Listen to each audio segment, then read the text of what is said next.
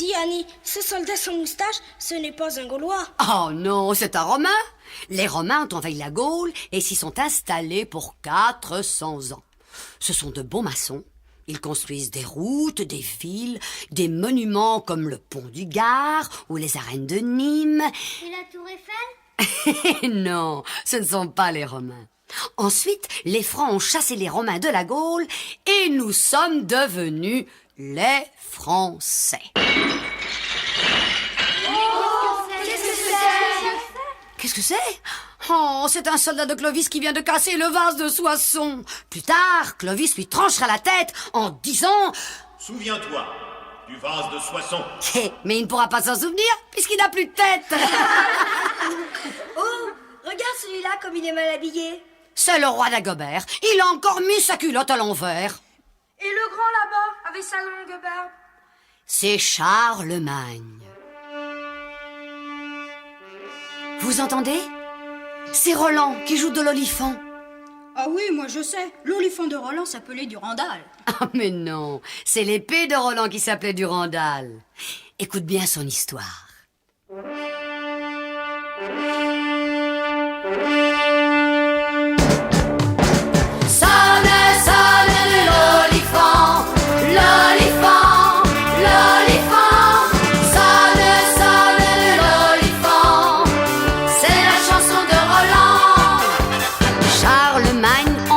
Des Français et son neveu Roland en Espagne s'en était allé combattre l'occupant.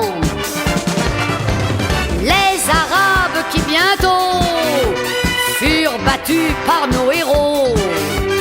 Et Roland, excellent musicien, jouait le soir venu pour ses copains. Sonne, sonne l'olifant, et son neveu Roland, la guerre étant finie. De l'Espagne levèrent le camp pour rentrer au pays. Mais le traître Ganelon aux Sarrasins le félon alla dire que Roland bientôt passerait le dernier à Roncevaux. Sonne, sonne l'olifant, et ses preux chevaliers étaient partis devant. Les Arabes alors ont attaqué le groupe de Roland.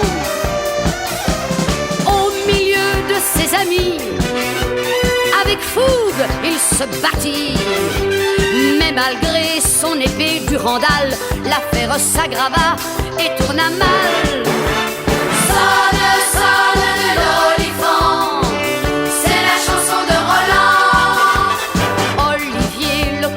de Roland le supplia alors.